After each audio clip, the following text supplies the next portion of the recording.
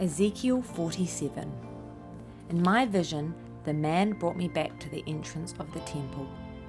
There I saw a stream flowing east from beneath the door of the temple and passing to the right of the altar on its south side.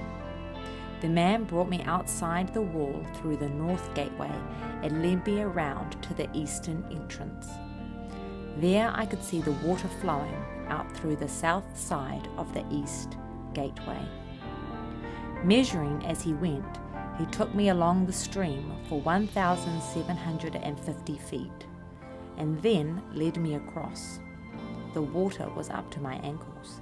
He measured off another 1,750 feet, and led me across again. This time the water was up to my knees.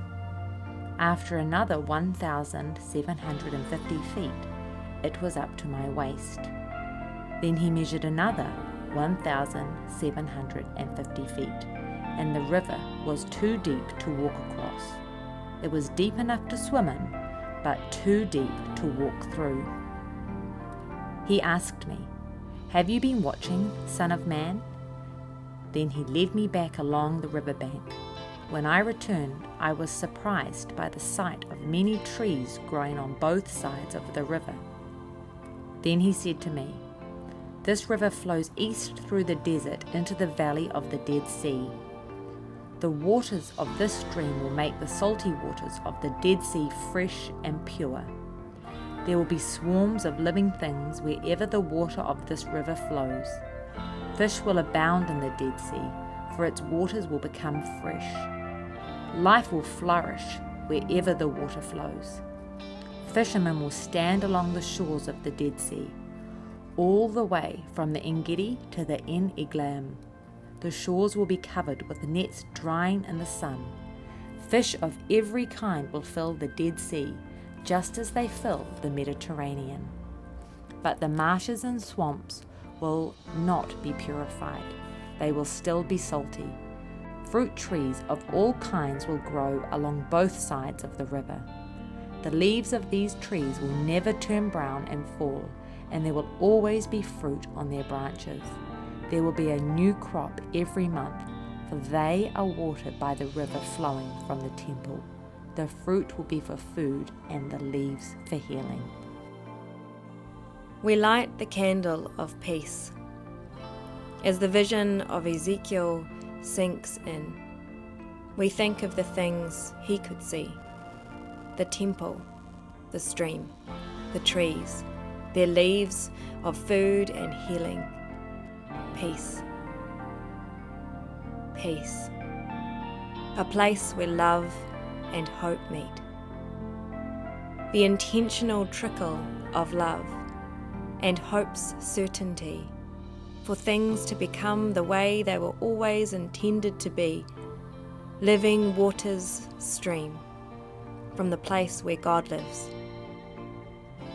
Peace. The way things are supposed to be, flowing from the throne of David, from a manger adorned in poverty, a baby, a servant, a king, a man, God, living on earth, inviting anyone with ears, anyone who thirsts, to come and drink and be completely satisfied for eternity. Peace.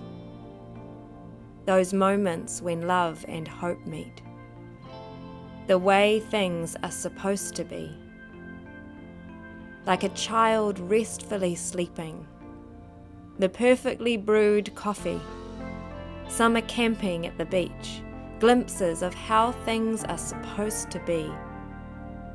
When hurting communities face each other, stumbling over their version of the story, choosing to hurdle the fray together, choosing to love and to hope. Peace. The way things are meant to be. Trees flourishing, bending in to soak from the stream, bearers of food and of healing, for the nations to receive restoration. healing for the anxiety buried beneath nearly every facial expression we see. Peace, found as love's intentionality meets hope's certainty. So we light the candle of peace, and we notice ourselves as the trees, perched on the banks of living waters, our roots sinking deep, drawing up the cool promise of the stream. We become people of peace, temples of the risen King, the unwavering trickle of love and hope's certainty flowing, streams of peace from us, bringing healing, bringing flourishing. Peace.